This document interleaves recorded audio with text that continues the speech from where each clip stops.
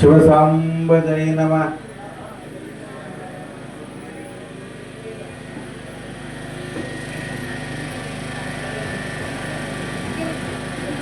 ಶ್ರೀಶೈಲ ಮಲ್ಲಿಕಾರ್ಜುನ ಮಹಾರಾಜ ಕಿ, ಮಹಾತ್ಮ ವೀರಭದ್ರೇಶ್ವರ ಮಹಾರಾಜ ಕಿ, ಸದ್ಗುರು ಸಿದ್ದೇಶ್ವರ ಮಹಾರಾಜ ಕಿ, ಸದ್ಗುರು ಶಾಂತೇಶ್ವರ ಮಹಾರಾಜ ಕಿ. ಶಿವಸಾಂಬ ಜೈ ನಮಃ. ಪಾರ್ವತಿ ಶಿವ. ತ್ರೈಲೋಕ್ಯ ಸಂಪದಾಲೈಕ್ಯ ಸಮುಲ್ಲೇಖನ ವಿಷಯ ಸಚ್ಚಿದಾನಂದ ರೂಪಾಯ ಶಿವಾಯ ಬ್ರಹ್ಮಣೇ ನಮಃ. ಪ್ರಥಮದಲ್ಲಿ ರೇಣುಕಾದಿ ಪಂಚಾಚಾರ್ಯರನ್ನ ಜನಮನದಲ್ಲಿ ಧ್ಯಾನಿಸಿ ಪ್ರಾರ್ಥಿಸಿ ಬಸವಾದಿ ಶಿವಶರಣರನ್ನು ಸ್ಮರಿಸಿ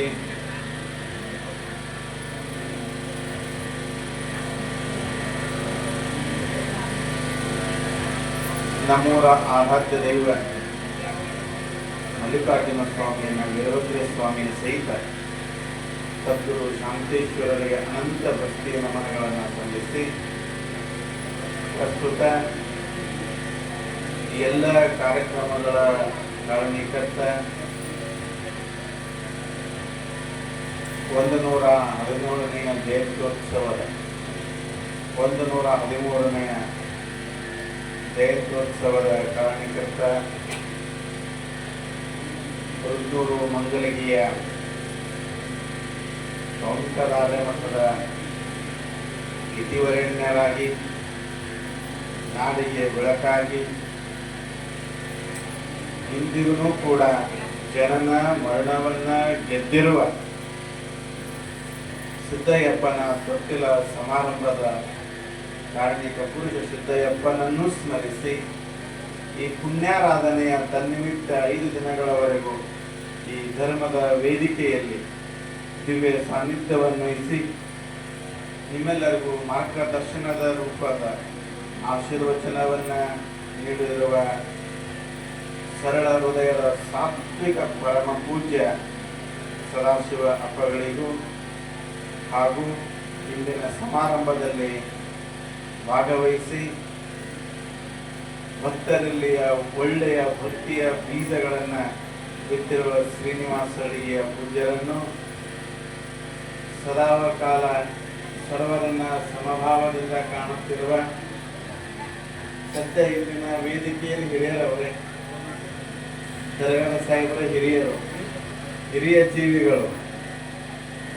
ಅವರ ಅತ್ಯಂತ ಅವ್ರ ಮಾತು ಕೇಳಬೇಕ್ರಿ. ಅದಕ್ಕೆ ಅಧ್ಯಯನ ಬಹಳ ಮುಖ್ಯ ರೀ. ಓದಬೇಕು ಓದ್ದಂಗೆ ಏನಾಗ್ತದೆ, ಮನಸ್ಸು ವಿಶಾಲ ಆಗ್ತದೆ. ಓದಬೇಕು, ಸದಾಕಾಲ ಅಧ್ಯಯನ ಮಾಡ್ತಾರೆ ಅವರು. ಇಸ್ಲಾಂ ಧರ್ಮದ ಧರ್ಮ ಬೋಧಕರಾಗಿದ್ದರೂ ಕೂಡ ಸರ್ವ ಧರ್ಮಗಳ ಅಧ್ಯಯನವನ್ನ ಮಾಡಿ ಅದರ ಸಾರವನ್ನು ತಿಳಿದುಕೊಂಡು ಸಮಾನತೆಯ ತತ್ವವನ್ನು ಬೀರುತ್ತಿರುವ ಮೊಳಕೆಡದ ದರಗಾದ ಸಾಹೇಬರೇ ಹಾಗೂ ನಿಮ್ಮೆಲ್ಲರಿಗೂ ಕೂಡ ಅತ್ಯುತ್ತಮವಾಗಿ ನವಿರಾದ ಹಾಸ್ಯದ ಮೂಲಕ ಗುರುಭಕ್ತಿಯ ಶಿವಭಕ್ತಿಯ ಬೀಜವನ್ನು ಬಿತ್ತಿರುವ, ಶರೀರವೆಂತೆಂಬುವ ಹೊಲವ ಹಸನ ಮಾಡಿ ಪರತತ್ವ ಬೆಳೆಯನ್ನು ಬೆಳೆದುನಿರುವನು ಹಾಗೆ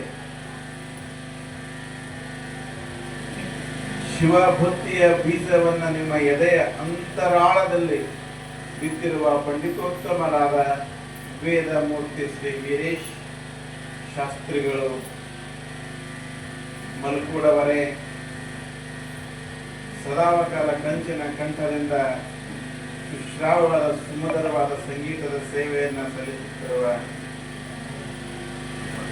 ನಮ್ಮ ಶಿವಕುಮಾರ ಗೌಡ್ರು ಮಾಲಿ ಪಾಟೀಲ್ ರವರೇ, ಸಂಗೀತದ ಸೇವೆ ಹಿರಿಯ ಕಲಾವಿದ. ಅವ್ರು ನೋಡಿದ್ರೆ ನಮ್ಮ ಗದಗ ನೋಡ್ದಂಗೆ ಆಗ್ತದೆ. ಅಷ್ಟೊಂದು ಶ್ರದ್ಧೆ ಭಕ್ತಿ ಎಲ್ಲರ ಒಂದು ಸಂಸ್ಕಾರದಲ್ಲಿ, ಗದಗಿನ ಸಂಸ್ಕಾರದಲ್ಲಿ ಬೆಳೆದು ಇಡೀ ನಮ್ಮ ನಾಡಿಗೆ ನಮ್ಮ ಹುಡುಗ ಶಿಕ್ಷಣಪ್ಪರು ಇವರು ನಮ್ಮ ನಾಡಿನ ಹಿರಿಯ ಕಲಾವಿದರು, ನಮ್ಮ ಭಾಗದವರು. ಅದು ನಮಗೆ ಹೆಮ್ಮೆ. ರವಿ ಗೋಟೂರ್ ಅವರೇ, ನಂದಿ ಪರಮಾತ್ಮನೇ ನಂದಿ ರಾಘವೇಂದ್ರ ನಂದಿ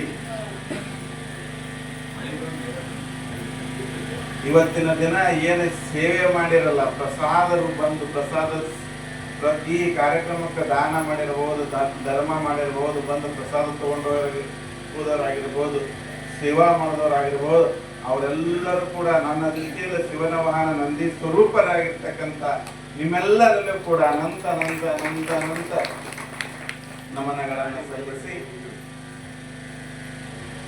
ಆತ್ಮೀಯ ಗುರುಬಂಧುಗಳೇ, ಈಗಾಗಲೇ ಎಲ್ಲ ಪರಮ ಪೂಜ್ಯರು ಶಾಸ್ತ್ರಿಗಳು ಹೇಳಿದ್ದಾರೆ. ನಿನ್ನೆಯ ದಿವಸನೂ ಕೂಡ ವೇದಿಕೆಗೆ ಆಗಮಿಸಿರುವಂತಹ ಪರಮ ಪೂಜ್ಯರು ಎಲ್ಲರೂ ಕೂಡ ಒಳ್ಳೆಯ ಮಾತುಗಳನ್ನಾಡಿದ್ದಾರೆ, ಧರ್ಮದ ಹಿತಚಿಂತನೆಯ ಮಾತುಗಳನ್ನಾಡಿದ್ದಾರೆ.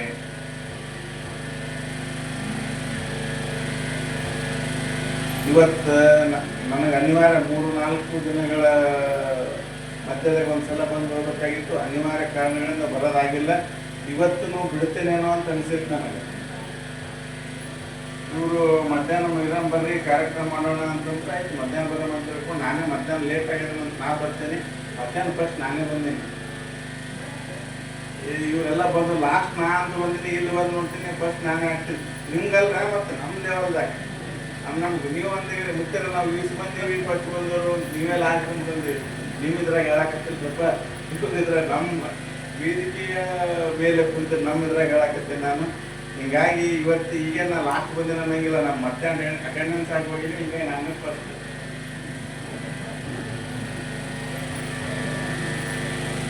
ಇರಲಿ, ಹಾಗೇನಿಲ್ಲ. ಸದ್ಯ ಅನುಕೂಲಕರ ವಾತಾವರಣ, ಪ್ರವಚನವನ್ನು ಕೇಳುವಂಥದ್ದು, ಮಾಡುವಂಥದ್ದು, ಅನಾನುಕೂಲತೆ ವಾತಾವರಣದಲ್ಲಿ ಮಧ್ಯದಲ್ಲಿಯೂ ಕೂಡ ಶ್ರದ್ಧೆ ಭಕ್ತಿ ಭಾವದಿಂದ ಕೇಳುವ ಭಕ್ತರನ್ನು ನಾನು ಕಣ್ಣಾರ ಕಂಡಿದ್ದ ಮಂಗಲಿ ಗ್ರಾಮದಾಗ ಮಾತ್ರ ಅಷ್ಟೇ. ಬೇರೆ ಊರಾಗ ಎಲ್ಲೇ ಇದ್ರು ಈ ಜನ ನೋಡಕ್ಕೆ ಬಹಳ ಕಮ್ಮ. ಅದ್ರಾಗ ಈ ಒಂದು ಮೋಸಮ್ ನೋಡ್ಕೊಂಡು ವೇದಿಕೆಗೆ ಯಾರು ಆಮಂತ್ರಿತರೇ ಬರಲ್ಲ, ಮಳೆ ಬರಕತ್ತ ಎಲ್ಲಿ ಹೋಗಮ್ಮ ಅಂತ ಹೇಳಿ.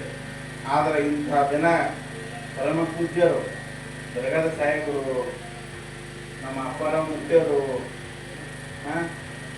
ಸದಾವಕಾಲ ಬಿಜಿ ಗುರುಗಳು, ನಾನು ಇವರು ನಮ್ಮ ತೊಟ್ನಳ್ಳಿ ಅಪ್ಪರು ಈ ಕಡೆ ಒಂದು 7-8 ಜನ ಅದೀವಿ. 7-8 ಜನರದಾಗ ಫುಲ್ ಬಿಜಿ. ದಿನದ 18 ಗಂಟೆ ನರೇಂದ್ರ ಮೋದಿ ಕೆಲಸ ಮಾಡ್ತಾನೆ ಅಂತಿರಲಿಲ್ಲ. ನರೇಂದ್ರ ಮೋದಿ ರಾಜನೀತಿಯಲ್ಲಿ ಕೆಲಸ ಮಾಡಿರ್ಬೋದು, ದೊಡ್ಡ ಸ್ಥಾನದ ಫೇಮಸ್ ಆಗ್ತಾರೆ. ಆದ್ರೆ ಕೊತ್ತಲ ಬಸವೇಶ್ವರ ಶಿಕ್ಷಣ ಸಂಸ್ಥೆಗೆ ಅದಕ್ಕೊಂದು ಹೊಸ ರೂಪವನ್ನು ಕೊಡುತ್ತಿರುವ ಪರಮ ಪೂಜ್ಯರು ದಿನಾಲು 18 ತಾಸುಗಳವರೆಗೆ ಕ್ರಿಯಾಶೀಲ ಪಾದರಸದ ಹಾಗೆ ಇವರ ವ್ಯಕ್ತಿತ್ವ. ಇಲ್ಲಾರಂದ್ರೆ ಅಲ್ಲಿರ್ತಾರೆ, ಅಲ್ಲಾರಂದ್ರೆ ಇಲ್ಲಿರ್ತಾರೆ. ದಣಿವರಿಯದ ಜಂಗಮ ಪರಮ ಪೂಜ್ಯ ಸದಾಶಿವ ಸ್ವಾಮಿಗಳವರು.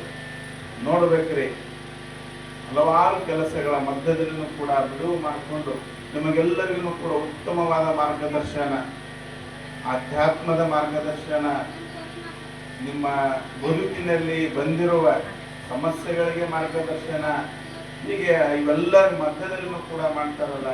ಇಂಥ ಅಪರೂಪದ ಪೂಜ್ಯರು ಇಂದಿನ ವೇದಿಕೆಯಲ್ಲಿ ನಿಮ್ಮೊಂದಿಗೆ ಮಾತನಾಡಿದ್ದಾರೆ. ಹೆಚ್ಚಿಗೆ ನಾನೇನು ಮಾತನಾಡೋ ಅವಶ್ಯಕತೆ ಇಲ್ಲ ಅಂತ ಹೇಳ್ತಾ, ಯಾಕಪ್ಪ ಅಂತಂದ್ರೆ ಇಂದಿನ ದಿನಮಾನಗಳಲ್ಲಿ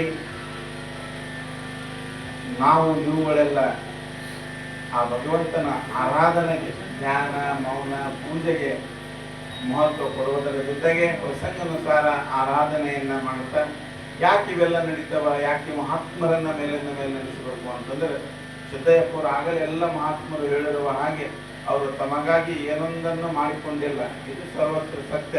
ಇದನ್ನು ನಾವು ನಿಸರ್ಗದಿಂದ ನೋಡಿ ಕಲಿಬೇಕು. ನಿಸರ್ಗದಿಂದ ನೋಡಿ ಇದನ್ನು ನಾವು ಕಲಿಬೇಕು ಅಂದ್ರೆ ನಾವು ಮಹಾತ್ಮರಾಗಲಿಕ್ಕೆ ಸಾಧ್ಯತೆ ಅದ. ನೋಡ್ಬೇಕ್ರಿ, ಪರೋಪಕಾರಾಯ ಫಲಂತಿ ವೃಕ್ಷ, ಪರೋಪಕಾರಾಯ ವಹಂತಿ ನದ್ಯಾಃ, ಪರೋಪಕಾರಾಯ ದುಹಂತಿ ಗಾವಃ, ಪರೋಪಕಾರಾರ್ಥಮಿದಂ ಶರೀರಂ, ಪರೋಪಕಾರಾರ್ಥಮಿದಂ ಶರೀರಂ. ನೋಡ್ಬೇಕು, ಈಗೆಲ್ಲ ನಮಗೆ ಜೀವಾಮೃತ ಯಾವುದು? ನೀರು ನೀರು ಬಹಳ ಮುಖ್ಯ. ಬಾಯಾರಿಕೆ ಆದಲ್ಲ ಎಷ್ಟೇ ಶ್ರೀಮಂತರಿಲ್ಲ ಅವರು ಅವರು ಅವ್ರು ಕುಡಿಬೇಕಾಗಿದ್ದು ಬಾಯಾರಿಕೆ ಆದಾಗ ಅವ್ರ ಗಂಟಲು ಒಣದಾಗ ನೀರೇ ಕುಡಿತಾರೆ ಹೊರತು ಮುತ್ತು ರತ್ನ ಹವಳ ಬಂಗಾರ ಎಷ್ಟೇ ವಜ್ರ ವೈಡೂರ್ಯಗಳನ್ನು ಕುಡಿಯಕ್ಕೆ ಆಗಂಗಿಲ್ಲ. ಒಂದು ಗುಟಕ್ಕೆ ನೀರು ಕೊಡುವ ನನ್ನ ಗಂಟಲಾರ್ಯದ ಅಂತ ಕೇಳ್ತಾರ. ಅಂತಹ ನೀರು ಹಳ್ಳವಾಗಿ ಈ ಮಳೆ ರೂಪದಾಗ ಬಂದು ಹಳ್ಳ ಕೊಳ್ಳಗಳಾಗಿ ನದಿಯ ರೂಪದಲ್ಲಿ ಹರಿದು ಎಲ್ಲ ಅದೇ ತನಗಾಗಿ ಅಲ್ಲ ನೀರು ತನಗಾಗಿ ನನಗೂ ನೀರು ಅಡಿಕೆ ಆಗಿದೆ ಅಂತ ತಿಳ್ಕೊಂಡು ಅದೇ ತನ್ನ ನೀರು ತಾನಾಗಿ ಕುಡಿದಿತ್ತಂದ್ರೆ ಲೋಕ ಅಲ್ಲೋಲ ಕಲ್ಲೋಲಾಗಿ ಹೋಗ್ತದೆ. ಕುಡಿಯಕ್ಕೆ ಜೀವ ಸಕಲ 84 ಜೀವರಾಶಿಗಳಿಗೂ ಕೂಡ ನೀರು ಇಲ್ಲದಂಗೆ ಇದ್ರೆ ಒಂದು ಸೆಕೆಂಡ್ನಾಗ ಕೆಲವು ನಿಮಿಷದಾಗ ಜಗತ್ತು ಅಲ್ಲೋಲ ಕಲ್ಲೋಲ ಆಗ್ತದೆ. ಅದಕ್ಕೆ ನೀರು ತನ್ನನ್ನ ತಾನು ಲೋಕೋಪಕಾರಕ್ಕಾಗಿ ಎಲ್ಲೋ ಹುಟ್ಟಿ ಮೈದುಂಬಿ ಹರಿದು ಏಳುತ್ತಾ ಬೀಳುತ್ತಾ ಗುಡ್ಡ ಕೊಳ್ಳಗಳನ್ನು ಸುತ್ತಿ ಎಲ್ಲ ಕಡೆಯೂ ಕೂಡ ಸಕಲ ಜೀವರಾಶಿಗಳಿಗೆ ದಣಿವನ್ನು ಹಿಂಗಿಸುತ್ತಾ ಅನಂತದಲ್ಲಿ ಸಮುದ್ರದಲ್ಲಿ ವಿಲೀನಾಗಿಬಿಡುತ್ತೆ. ಮತ್ತಲ್ಲಿ ಗಂಗಾನು ಅಲ್ಲೇ, ಕಾವೇರಿನೂ ಅಲ್ಲೇ, ಗೋದಾವರಿನೂ ಅಲ್ಲೇ, ನರ್ಮದನೂ ಅಲ್ಲೇ, ಕೃಷ್ಣನೂ ಅಲ್ಲೇ ಗೊತ್ತಿರಂಗಿಲ್ಲ ನಾವು. ಅದೇ ರೀತಿ ಪರೋಪಕಾರಾಯ ಫಲಂತಿ ವೃಕ್ಷ. ಇವತ್ತಿನ ದಿವಸ ಹೇಳಿದ್ರು ನಿಸರ್ಗದಿಂದ ಕಲಿಯಬೇಕಾಗಿ ಬಹಳ ಮುಖ್ಯ ಇದು. ಗಿಡದಿಂದ ನಾವು ಬಹಳ ಕಲಿಯಬಹುದು. ಹೂವದವ, ಹಣ್ಣದವ, ಕಾಯದವ ಎಲ್ಲನೂ ಕೂಡ ಯಾವು ಕೂಡ ತಮಗಾಗಿ ಎಂದನ್ನೋ ಅವು ಪಡೆದುಕೊಂಡಿಲ್ಲ. ಅವು ಕೊಟ್ಟಿದ್ದು ಲೋಕದ ಜನರಿಗಾಗಿನೇ. ಇವತ್ತು ಯಾವುದೇ ಗಿಡ ಇರಲಿ, ಸೇಬು ಹಣ್ಣಿನ ಗಿಡ ಇರಬಹುದು, ದಾಳಿಂಬೆ ಹಣ್ಣಿನ ಗಿಡ ಇರಬಹುದು, ಬೇರೆಲ್ಲ ಗಿಡ ಇರಬಹುದು, ಮಾವಿನ ಹಣ್ಣಿನ ಗಿಡ ಇರಬಹುದು, ಬಾಳೆ ಹಣ್ಣಿನ ಗಿಡ ಇರಬಹುದು, ಅವು ಯಾವು ಕೂಡ ಎಂದನೂ ಕೂಡ ತನ್ನ ಹಣ್ಣು ತಾನೇ ತಿಂದಿಲ್ಲ. ಲೋಕೋಪಕಾರಕ್ಕಾಗಿ ಹಣ್ಣನ್ನು ಕೊಡ್ತಾ ಇದ್ದಾವೆ. ಲೋಕೋಪಕಾರಕ್ಕಾಗಿ ಇಡೀ ಲೋಕದ ಜನರಿಗೆ, ಸಕಲ ಜೀವರಾಶಿಗಳಿಗೆ ಒಳಿತಾಗಲಿ ಅಂತ ಹೇಳಿ ಗಿಡ ಮರಗಳಿಗೂ ಕೂಡ ಇಡೀ ಪ್ರಾಣಿ ಪಕ್ಷಿಗಳಿಗೆ ಹಣ್ಣನ್ನು ಕೊಡ್ತಾ ಇದ್ದಾವೆ. ಹೇಗೋ ಅದೇ ರೀತಿ ಬಹಳ ಮುಖ್ಯ ಕಲಿಯುಗದ ಕಾಮಧೇನು ಗೋಮಾತೆ. ಇಡೀ ಸದ್ಯದಾಗ ಅಮೃತ ಸಮಾನವಾದ ಹಾಲು. ತಾಯಿ ಎದೆ ಹಾಲನ್ನು ಹೊರತುಪಡಿಸಿದ್ರೆ ಮತ್ತೊಂದು ಹಾಲು ಯಾವುದಾದ್ರೂ ಇದ್ದಿದೆ ಅಂದ್ರೆ ಗೋವಿನಿಂದ ಬರ್ತಿರ್ತಕ್ಕಂಥ ಹಾಲು, ಗೋಮಾತೆಯ ಹಾಲು, ಗೋವಿನ ಹಾಲು. ಇಂದ ಬದಲಾಗಿರ್ತಕ್ಕಂಥ ಇಂದಿನ ಸನ್ನಿವೇಶದಾಗ ಗೋವಿನ ಹಾಲು ಔಷಧಕ್ಕೆ ಸಿಗೋದು ದುರ್ಲಭ ಆಗತ್ತ ಬದಲಾವಣೆ ಇರುವಂತಹ ವಾತಾವರಣದಲ್ಲಿ. ಆದ್ರೆ ನನಗೊಂದು ಗ್ಯಾರಂಟಿ ಗೊತ್ತದ, ವೇದಿಕೆ ಮೇಲೆ ಎಲ್ಲ ಪ್ರಮುಖ ಪೂಜೆ ಗೊತ್ತದ. ಹಿಂಗೆ ಬದಲಾಗುತ್ತಾ ಮನೆಗೆ ಬರುವ ದಿನಮಾನಗಳಲ್ಲಿ ಒಂದೊಂದು ಮನೆ 2-3 ಆಕಳುಗಳು ಇರ್ತಾವ ಅಂತ ನನಗೆ ಗ್ಯಾರಂಟಿ ಇರ್ತಕ್ಕಂಥ. ಯಾಕಂದ್ರೆ ಅದು ಬಿಟ್ಟರೆ ಗತಿನೇ ಇಲ್ಲ. ಅಲ್ಲಿಗೆ ಬಂದು ಹತ್ತಿ ಬಿಡ್ತದ. ಫಿಲ್ಟರ್ ನೀರು ಕುಡ್ಲಕ್ಕ ನಡೀತದ. ಮುಂದೊಂದು ದಿನ ಈ ಫಿಲ್ಟರ್ ನೀರೇ ನಮಗೆ ಅವಶ್ಯಕತೆ ಅಂತ ನಾವೆಲ್ಲ ಬದುಕಾಕಂತೀವಲ್ಲ, ಮುಂದೊಂದು ದಿನ ಆಕಳು ಇರ್ಲಕ್ಕ ನಮಗೆ ನಡೆಯಂಗಿಲ್ಲ, ನಮ್ಮ ದೇಹ ಉಳಿಯಂಗಿಲ್ಲ ಅಂತ ಎಲ್ಲರಿಗೆ ಈಗ ನಾವು ಹೇಳಿದ್ರೆ ಮುತ್ತೇರ ಅವರು ಇವರು ಕಟ್ಟರಲ್ಲ ಕಾಯರಲ್ಲ ಅಂತ ಹೇಳ್ತಾರೆ ನಾವು. ಹಂಗ ಸೃಷ್ಟಿ ಹಂಗೆ ಚಲನೆ ಆಯಿತು ಅಂತಂದ್ರೆ ನಮ್ಮ ಹತ್ರ ಕೇಳಲ್ಲ, ನಿಮ್ಮ ಹತ್ರ ಕೇಳಲ್ಲ, ಮನೆಗೆ ಅಡ್ಡಾಡಿ ಆಕಳ ಕಟ್ಟುತ್ತೇವೆ. ಅದರಿಂದ ಕೃಪಾಂಬ ಎಲ್ಲರೂ ಕೂಡ ನಡೀತಾ ಇದೆ. ನೀವೆಲ್ಲ ರೈತರಲ್ಲಿ ಹೆಚ್ಚು ಹೇಳಬೇಕಾಗಿಲ್ಲ. ಯಾಕೆ ಈ ಮಾತನ್ನ ಹೇಳಕತ್ತೀನಿ? ಆಕಳ ತನಗಾಗಿನೂ ಕೂಡ ಎಂತೂ ಹಾಲನ್ನು ಕೊಡುದಿಲ್ಲ, ಇಡೀ ಲೋಕಕ್ಕಾಗಿ. ಎಷ್ಟೋ ಜನರಿಗೆ ಗೊತ್ತದ ಆಕಳ ಹಾಲನ್ನ ಔಷಧಿ ಅಂತ ಕೊಡ್ತಾರ, ಹಾಲನ್ನು ಮಕ್ಕಳಿಗೆ ಕೊಡ್ತಾರ. ಆರಾಮಿಲ್ಲದವರಿಗೂ ಕೂಡ ಹಾಲು ಜೀವಾಮೃತ ಆಗ್ತಾ ಇದೆ. ಹೇಗೋ ಹಾಗೆ ಗೋಮಾತೆ ಆಗಿರ್ಬೋದು, ಗಂಗಾ ಮಾತೆ ಆಗಿರ್ಬೋದು, ಕಾಮಧೇನು ಕಲ್ಪ ವೃಕ್ಷಗಳೆಲ್ಲ ಕೂಡ ಆಗಿರ್ಬೋದು, ಲೋಕದ ಒಳಿತಿಗಾಗಿರ್ತಾ ಇದಾವ. ಅದೇ ರೀತಿ ಜಂಗಮನೂ ಕೂಡ ಜಂಗಮ ಜಗತ್ ಸ್ವರೂಪಿಯಾಗಿರ್ತಕ್ಕಂಥ ಸಿದ್ದಯ್ಯಪ್ಪನಂತಹ ಮಹಾತ್ಮರು ಕೂಡ ಎಂದಿಗೂ ಕೂಡ ತಾವು ಗಳಿಸಿರುವ ತಪಸ್ಸು ತನಗಾಗಿ ಅಲ್ಲ, ಲೋಕದ ಜನರಿಗಾಗಿ ಆ ತಪಸ್ಸನ್ನು ಧಾರೆ ಇರತಕ್ಕಂಥ ಪುಣ್ಯಾತ್ಮರು ಸಿದ್ದಯ್ಯಪ್ಪವರಿಂದ ಮಹಾತ್ಮರನ್ನು ಕೂಡ ಅವರು ನೋಡಲಿಕ್ಕೆ ಹೇಗಾದರೂ ಇರಬಹುದು, ಉಪಮಿಸಬಾರದು ಉಪಮಾತೀತರು ಎನ್ನುವ ಹಾಗೆ. ಉಪಮಿಸಬಾರದು ಉಪಮಾತೀತರು ಬಹಳ ದೊಡ್ಡದದು. ಅದನ್ನು ನೀವುಗಳೆಲ್ಲ 5 ದಿನಗಳ ಪರ್ಯಂತ ಕೇಳಿರಿ. ಕೇಳದವರಿಗೂ ಹೇಳೋದವರಿಗೂ ಸರ್ವರಿಗೂ ಒಳ್ಳೆಯದಾಗಲಿ, ನಮಗೂ ಒಳ್ಳೆಯದಾಗಲಿ ಅಂತೇಳಿ ಆ ಸಿದ್ದಯ್ಯಪ್ಪನಲ್ಲೂ ಸದ್ಗುರು ಶಾಂತೇಶ್ವರಲ್ಲೂ ಕೂಡ ಪ್ರಾರ್ಥಿಸಿ ಧ್ಯಾನಿಸಿ ಸರ್ವೇ ಜನ ಸುಖಿನೋ ಭವಂತು. ಓಂ ಶಾಂತಿ ಶಾಂತಿ ಶಾಂತಿ.